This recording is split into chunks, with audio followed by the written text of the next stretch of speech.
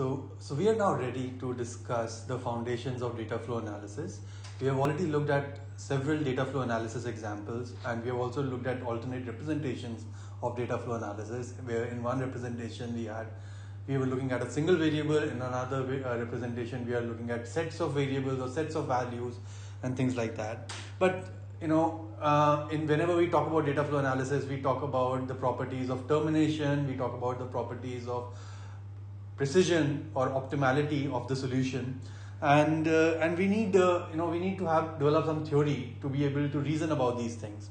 And so that's what we're going to do in the next few lectures, and these set of lectures are going to be under the title of Foundations of Data Flow Analysis. So in this, we'll develop a common framework for data flow analysis, and the advantages are that we can prove properties of an entire family of problems or algorithms once and for all in this framework, right? So we prove properties about the framework, we have basically proven properties of all the different problems together. And even more importantly, equally importantly, it aids in software engineering. So if you have a common framework, you can also when you write the logic for this, when you write the code for this, for implementing data flow analysis, you can implement a common logic. Let's say, in object-oriented language, have a base class, and then have all the different problems or different algorithms just derived from this base class. And that way you don't have to repeat the same logic over and over again. And also you can reason about all the properties of that logic once and for all, even in the implementation or the code. All right. So let's get started. Data flow problems are defined using three symbols: capital F, capital V, and the caret symbol. The caret symbol is called the meet operator. Capital V is a set of values that this data flow analysis computes at every program point. At every program point, the data flow analysis computes a single value, and that value is drawn from this set of values, capital V.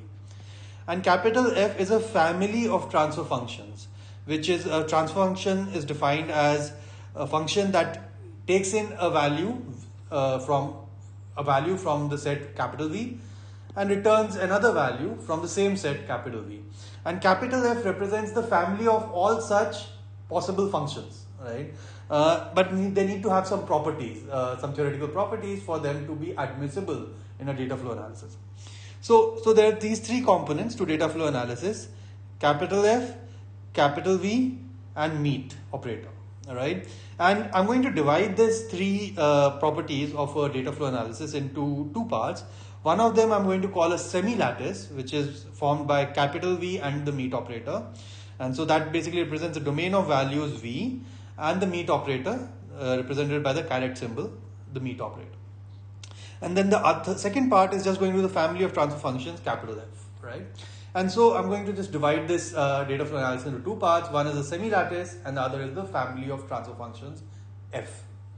So let's talk about the semi-lattice first. A semi-lattice S is basically represented by the tuple V, meet operator, right? A set of values V and a meet operator represented by the caret symbol, where the meet operator must have the following properties. So it's not just a meet operator is basically an operator that takes a set of values as input and returns another value, right?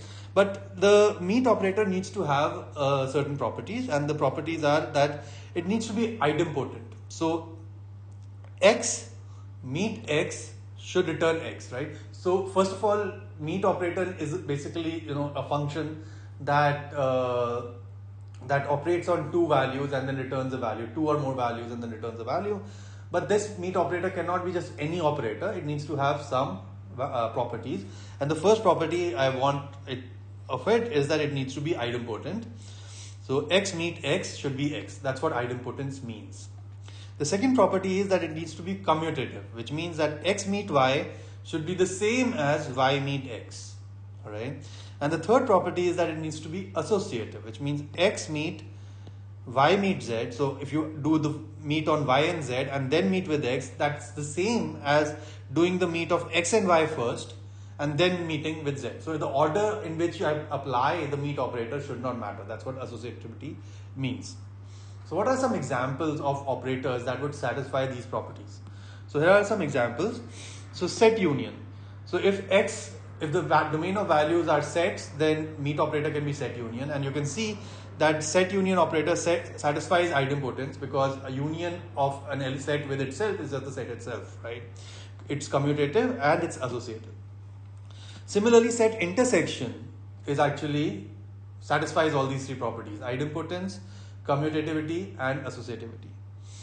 If x and y are some kind of bit vectors or some kind of Boolean values, then and or are also valid meet operators because they also satisfy idempotence, commutativity, and associativity.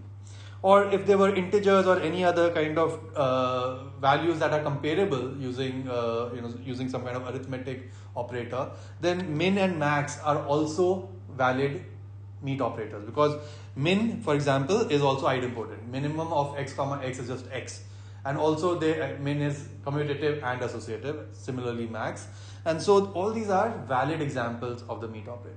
So, what are some examples of what are some non-examples of the meet operator, which is some examples of operators that would not satisfy these three properties? And here are some non-examples. Add, for example, is not a meet operator. So why is it not a meet operator? Which of these three properties is it violating? Well, it is commutative, add is commutative, add is associative, but add is not idempotent. So x plus x is not x, right? It's something else. Similarly, subtract is not a meet operator. Subtract is neither commutative nor associative nor idempotent. Multiply, again, just like add, it is commutative and associative, but it is not idempotent. But for a meet operator, it needs to satisfy all the three properties, all right? And so all these are not meet operators. Add, subtract, multiply, divide, and so on are not examples of meet operators. Okay. So let's take an example and let's assume that our capital V is the set of all x such that x is a subset of D1, D2, D3. So what is x? The set of values. So x is some set which is a subset of D1, D2, D3. So that will be my set domain of values or set of values from which I'm going to draw out a value for my data flow analysis. And let's assume that my meet operator is the set union operator. We've already seen that set union satisfies all the three properties, so it is qualified to be a meet operator. So from the meet operator itself, we can kind of identify what would be the partial order and things like that. So for example, if the meet operator is set union, recall what is the meet operator? A meet operator basically returns a value that is less than equal to both the values. So x meet y is going to be z if z is less than equal to x and z is less than equal to y.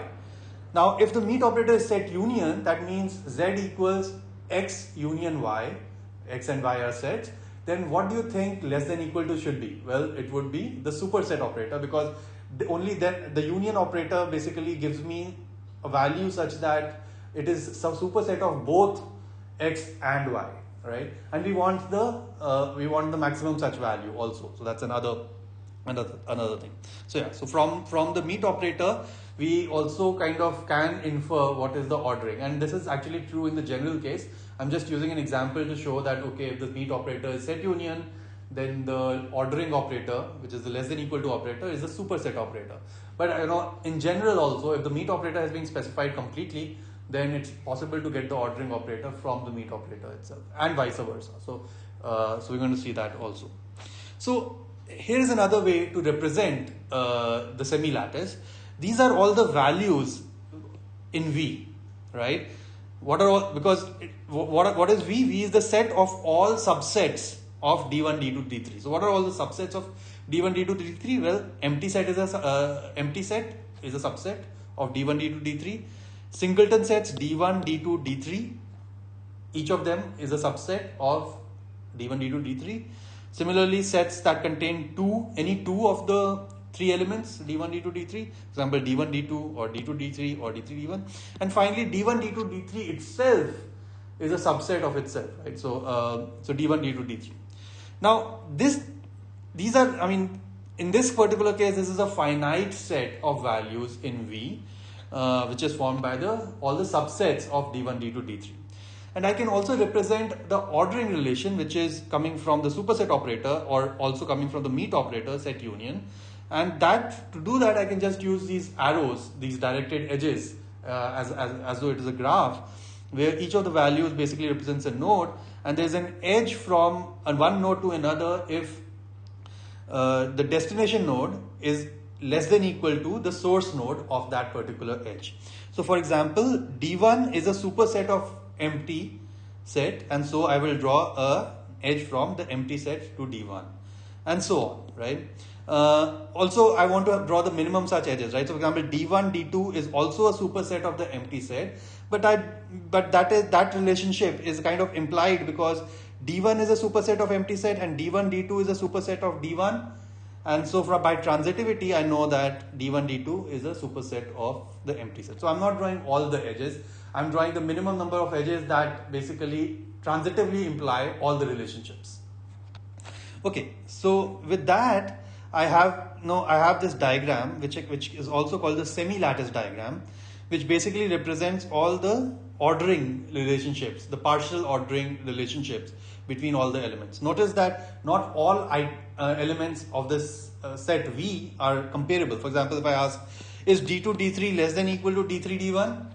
There's no answer. They're really not comparable because, but I can say that D3 is less than equal to D2, D3. Right? Similarly, I cannot compare D1 with D2, D3, right? Because D1 is not a subset of D2, D3, so I cannot say D1 is less than equal to D2, D3.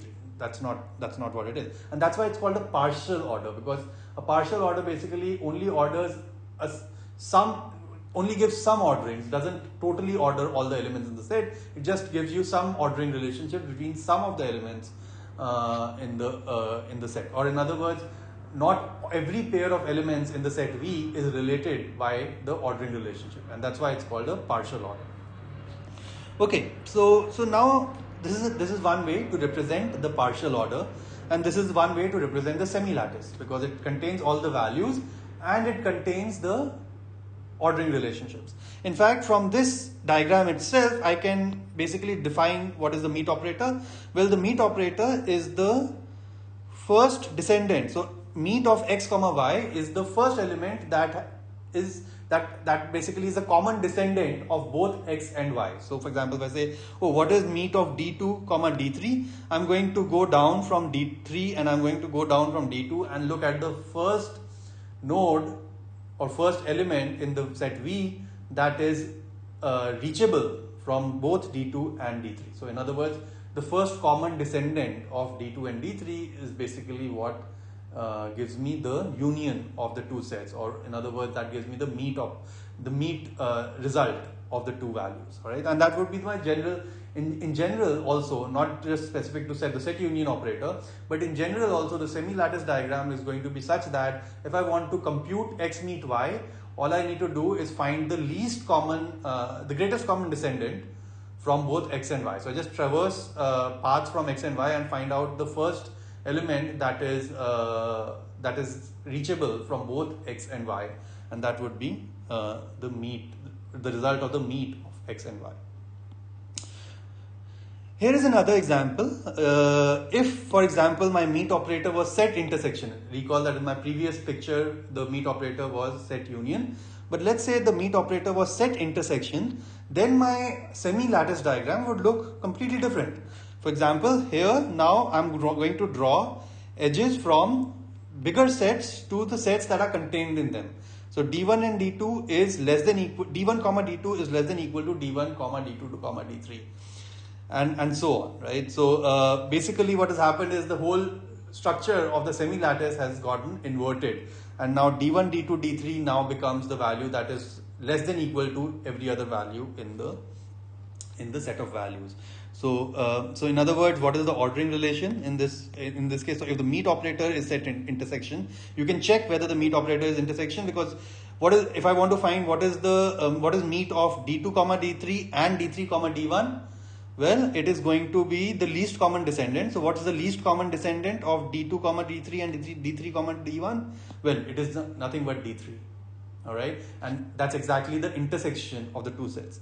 All right. Similarly, you can do other kind of pairs, and so this lattice diagram you can check for yourself basically satisfies the properties that the meet operator is set intersection. by using the fact that the meet operator is computed by computing the common descendant, the first common descendant of any two elements. Okay, so let's look at some properties of semilattice. So we have some idea of what is a semilattice. A semilattice is a set of values and a meet operator. All right. This can also be represented as a diagram, a semilattice diagram.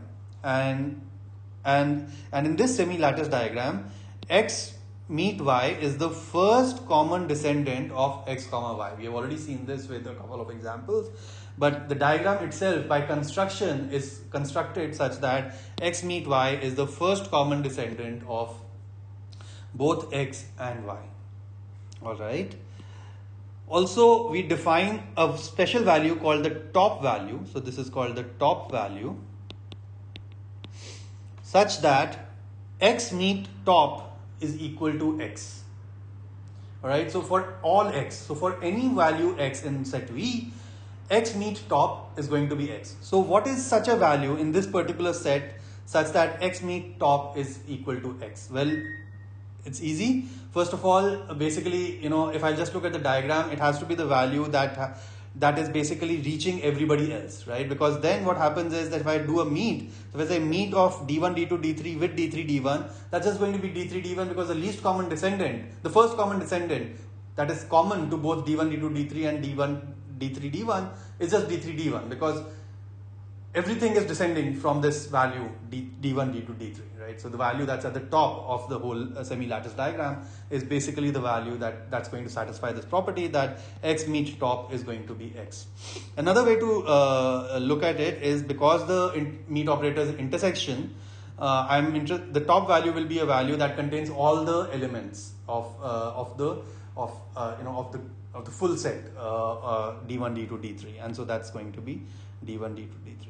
So we define the top value such that x meet top equals x, and in this particular example where the meet operator is set intersection, the top value happens to be the full set d1, d2, d3. Also, we define a special value called the bottom value. So this is the bottom value such that x meet bottom equals bottom. So find such a value such that for all x meet bottom should be equal to bottom. So this has to be for all x. So what is such a value? Well, it is a value such that it is reachable by all other elements, because then what happens is that if I take a meet of them, then I look at the first common descendant, then it's going to be bottom itself because it is reachable from everything else. And so the only element that basically looks to fit the bill here is this particular element, which is the empty set, which also happens to be the bottom of the semi-lattice diagram. And so you can check for yourself. So if I say what is meet of d1, d2, d3 and the empty set, well, it is an element that is reachable, that descends from both of them, and that is actually the only option here is the empty set itself. Okay. So basically this is our bottom element. And also if we look at the definition of meet, it's a set intersection, then x intersection of empty gives me empty. So anything intersection with empty set gives me empty, and it's only the empty set that satisfies this particular property that x meet bottom gives me bottom for all x. Finally, this whole picture is called a semi-lattice diagram. And this is, you can also call it a picture of the partial order, because it is not just giving you information about how to compute the meet, but it is also telling you what is less than equal to what. So for example, if something is reachable from something else, if x is reachable from y in this diagram, then x is less than equal to y. So the transitive closure of these edges basically implements the less than equal to relation in this diagram. So here's one way to represent the semi-lattice.